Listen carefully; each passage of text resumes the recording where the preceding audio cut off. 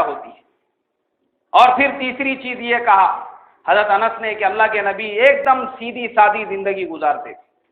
कोई आपकी कोई स्पेशल, आपका कोई स्पेशल कपड़े नहीं थे, आपकी कोई स्पेशल टोपी नहीं थी, आपका कोई स्पेशल जो है सवारी नहीं थी। आप सल्लल्लाहु अलैहि वसल्लम बिल्कुल सीधी सादी आम लोगों के जैसी जिंदगी गुजारते। इसीलिए आप देखेंगे अल्लाह के नबी सल्लल्लाहु अलैहि वसल्लम के सुबह उठने से लेकर रात को सोने तक हर अमल आपको सीधा और सादा मिलेगा। यहाँ तक कि आपने जो निकाह भी किए इतने सीधे सादे किए कि सहाबा को भी पता नहीं चलता था कि आपने कौन सा निकाह कब किए, इत्तला देनी पड़ती थी। और आज हमारे जिंदगी से हर अमल से सादगी खत्म हो चुकी है। हमारे सुबह उठने से लेकर रात में सोने तक, शादी ब्याह से लेके तो मय्यत तक, सादगी खत्म होने की वजह से आज हमारा मुआशरा कर्जों में, आज हमारा मुआशरा जो है फजूल खर्चियों के अंदर मुब्तला हो चुका है। आज हमारे कपड़ों का मामूल ये है कि बगैर इस्त्री के और बगैर भारी कपड़ों के हम कपड़े नहीं पहन सकते। हमारे कपड़ों को इस्त्री जरूरी है, हमारे कपड़ों को जो है भारी से भारी ड्रेस जरूरी है। अगर अच्छे कपड़े नहीं रहेंगे, अच्छा ड्रेस नहीं रहेगा, और आज तो इतने कपड़े हो गए हैं कि कहीं पे 3 पीस है तो कहीं पे 4 पीस है, तो कहीं पे कुछ नाम है तो कहीं पे कुछ नाम है। ऐसे आज हमारे कपड़े हो चुके हैं। एक जगह निकाह की एक मजलिस में शिरकत करने का मौका मिला। असर की नमाज के बाद में वहाँ पे निकाह था, तो मैं असर में गया। असर की नमाज हो गई, मगरिब की अजान का वक्त करीब आ गया, तो दूल्हे मियाँ तशरीफ ही नहीं लाए। सारे लोग मजमे के अंदर इंतजार में बैठे हुए हैं कि हजरत अब आएंगे, जब आएंगे, तो नहीं, हजरत अभी आए ही नहीं बोले।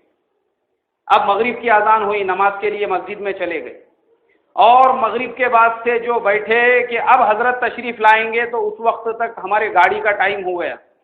हम 2-4 साथी थे, फिर हम लोग वापस चले गए रेलवे स्टेशन पे बगैर निकाह के, और गांव को आ गए वापस।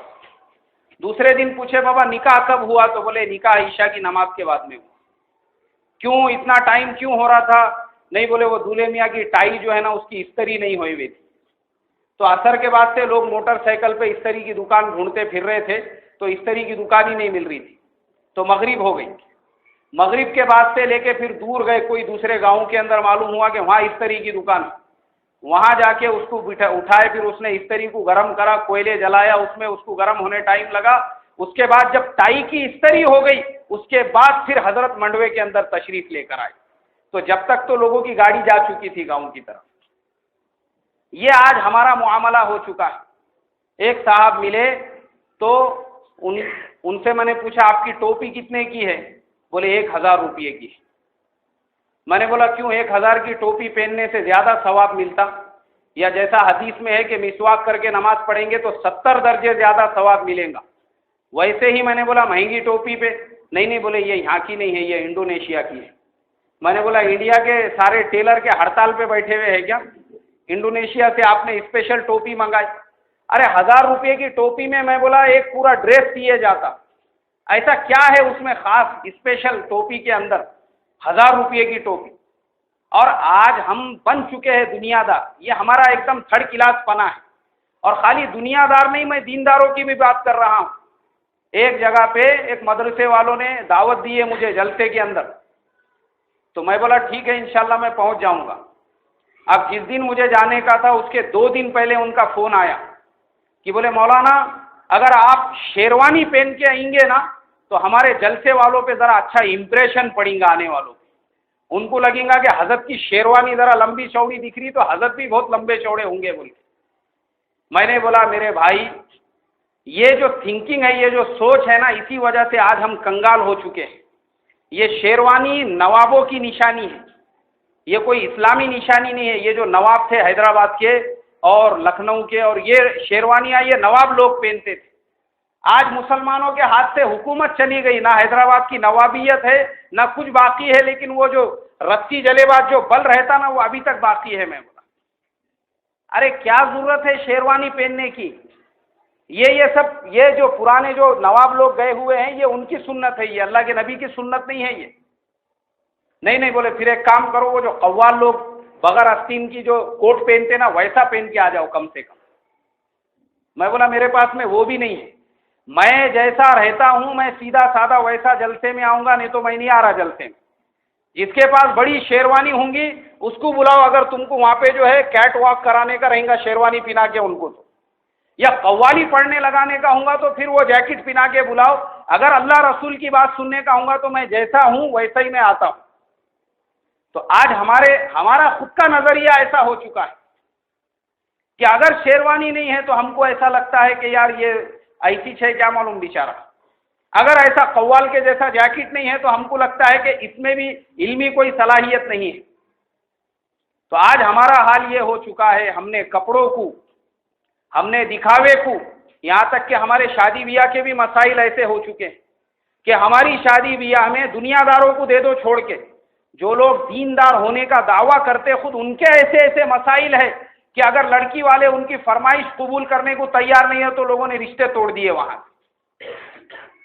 और जिनकी शादियां हो चुकी थी, अभी मैं थोड़े दिन पहले एक जगह गया था, वो भी एक मदरसे का प्रोग्राम था वहां पर, तो वहां मेरे एक दोस्त मिले, वो बेचारे बड़े आदमी हैं और वो पहले जब भी उनसे मुलाकात होती थी उनको मजाक करने की बहुत आदत थी, जब मिले जब मजाक करते रहते थे। लेकिन ये मर्तबा में जब मैं गया तो देखा उनका चेहरा एकदम बिल्कुल ऐसा मुरझाया हुआ है। मैं सलाम किया, मुसाफा किया, फिर वहीं पे हम दिन भर साथ में थे, लेकिन मैंने देखा वो जो आदमी एकदम हंसता खेलता आदमी वो एकदम खामोश है, मुरझाया हुआ है, मेरे कुछ समझ में ही नहीं आया। बाद में एक और हमारे दोस्त थे, मैंने उनसे पूछा, मैं बोला भाई क्या बात है, हजरत का चेहरा एकदम मुरझाया हुआ दिख रहा। बोले मौलाना उनके साथ में एक हादसा पेश आ गया, उन्होंने अपने बेटी की शादी एक फलाने दीनदार साहब उनके बेटे के साथ में की थी, और वो शादी होके तकरीबन आज 6 महीने हो चुके हैं, लेकिन वो जो दीनदार साहब है वो अभी तक इनसे लड़ाई कर रहे हैं इस बात पर कि हमारे बेटे के जो दोस्त आए थे तुमने उनकी बराबरी क्यों नहीं करी, और उस वजह से उन्होंने इनकी बेटी को भेज दिए। आज 2 महीने से इनकी बेटी इनके घर पर ही है, वो टेंशन को लेके बेचारे परेशान हैं। कोई दुनियादार की बोले नहीं, मैं आपको दीनदार की बात कर रहा हूं कि फुलाने दीनदार साहब उन्होंने अपने बेटे के साथ जब निकाह किए तो आज तक वो इस बात को लेके झगड़े कर रहे हैं कि हाँ तुमने हमारे ये मेहमान की बराबरी नहीं करे, वो मेहमान की बराबरी नहीं करे, हमारे बंबई से जो मेहमान आए थे उनके रहने का इंतजाम बराबर नहीं करे। और उधर अल्लाह के नबी सल्लल्लाहु अलैहि वसल्लम की जो जिंदगी थी, हज़रत अनस रज़ी अल्लाह तआला अन्हु फरमाते हैं मैंने प्यारे नबी सल्लल्लाहु अलैहि वसल्लम को देखा, आप एकदम सीधी और सादी जिंदगी गुजारते थे। गुलाम ने हाथ पकड़ के बिठाया, बैठ गए, एक बांदी खड़े हो गई रास्ते में मसला पूछने के लिए, आप भी वहां पे खड़े हो गए उसको जवाब देने के लिए। किसी ने खिदमत में लाकर पेश कर दिया, देखा आप सल्लल्लाहु अलैहि वसल्लम ने ये हदिया है, खुद भी खाने लगे, सहाबा को भी आप सल्लल्लाहु अलैहि वसल्लम ने शरीक बना लिया।